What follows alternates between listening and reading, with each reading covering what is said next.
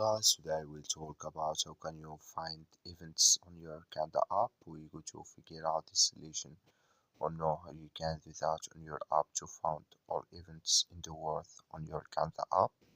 All you have to do, so you just go down here, you click here on money down here and you just click on it. So when you click here on money, it's going to take you to this list. It's going to show for you like this here. So then you just go above this sign, click on it.